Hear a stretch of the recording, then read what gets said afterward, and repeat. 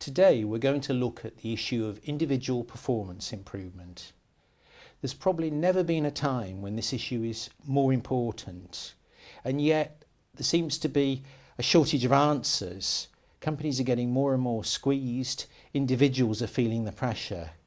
Now, joining me in the studio today is Dr. Veronica Burke. Veronica is Director of Cranfield General Management Programme. She's also got a background in performance sport. Now, Veronica, how do you see the current situation is affecting individual performance? Well, basically in the work that I do with managers, I see organisations spending vast amount of money on cognitive capability and to some extent emotional capability via the use of things like emotional intelligence, for example. But what I've noticed is there's a real gap in physical capability. So actually managers need to pay attention to this dimension to really perform well. And it seems to me to be a gap in current management development provision. So there's some big words there. Basically, you're saying what? That other areas of improvement are covered, but the area of physical improvement, there's a big gap there.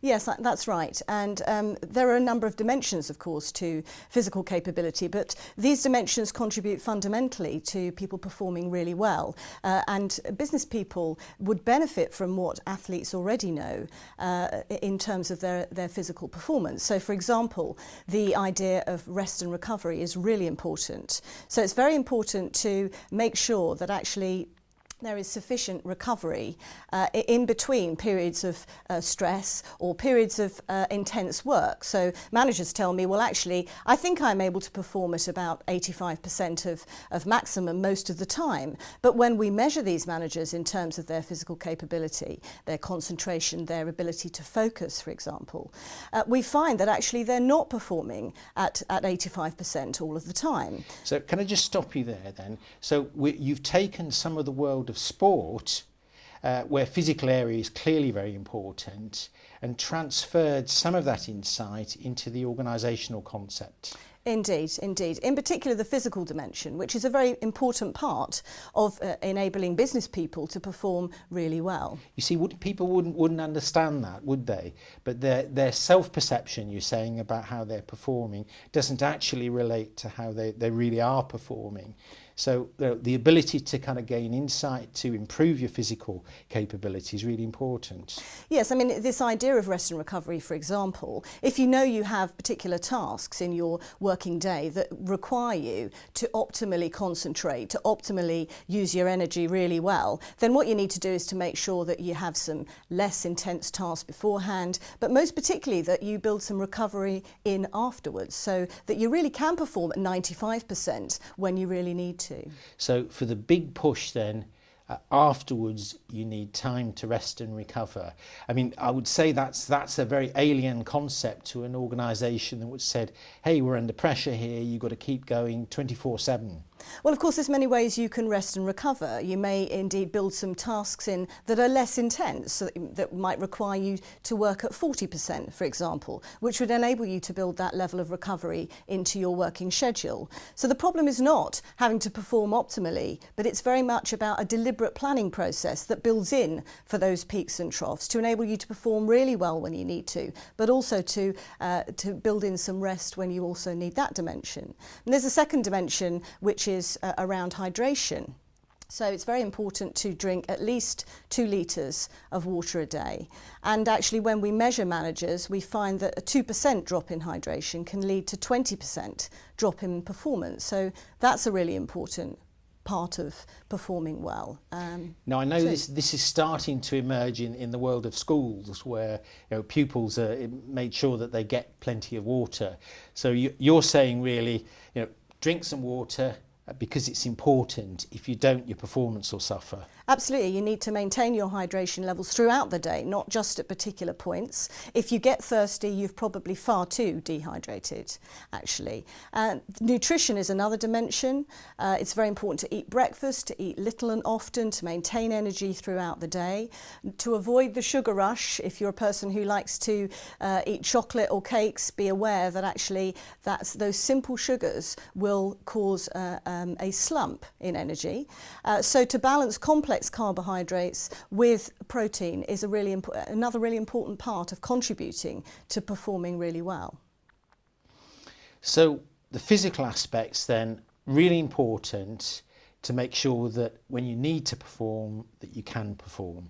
Yes, and indeed there's one additional aspect that of course is very often discussed in terms of performance management, and that is stress.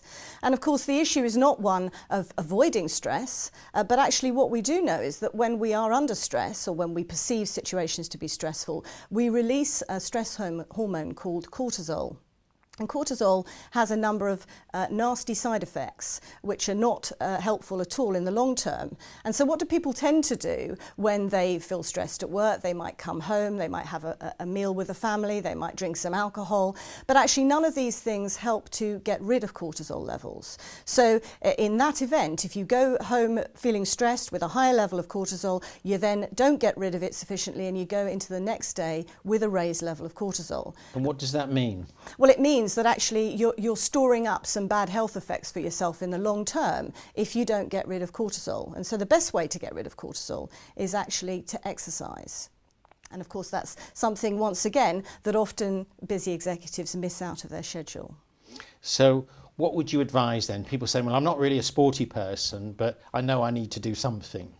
Well, there are a number of dimensions of fitness, of course, but actually using the rules of thumb in terms of what we know about sport management, really 3 times a week, 20 to 30 minutes of aerobic exercise is a good rule of thumb, but also to work on the other dimensions of fitness, such as strength, via weight training, for example, and also flexibility, which is another part of the picture. But if you've only got a few minutes to try and do some aerobic exercise, which works your body at 70 to 85% of your maximum heart rate, is a really good idea. Of course, if you've checked that with your doctor and made sure that actually that's a safe thing for you to do. So can you give me some key messages then for the average manager, for the person in organisations? The first thing is to pay attention to the physical dimensions, to recognise that they contribute fundamentally to performing well, and not to miss them out of the picture or to diminish them. The second thing to say is that we can't avoid stress, nor should we wish to. But if we plan in, use our daily schedule to plan in times when we know we need to perform really well, to plan rest and recovery. The problem is not the stress, it's the lack of rest and recovery. And as we say in sport, if you control the controllables, there are many dimensions of our physical capability of our working lives which we can control. And if we take that kind of approach in the physical dimension, that will contribute well to the development work that, of course, organisations are investing in large amounts. Veronica, thank you. Thank you.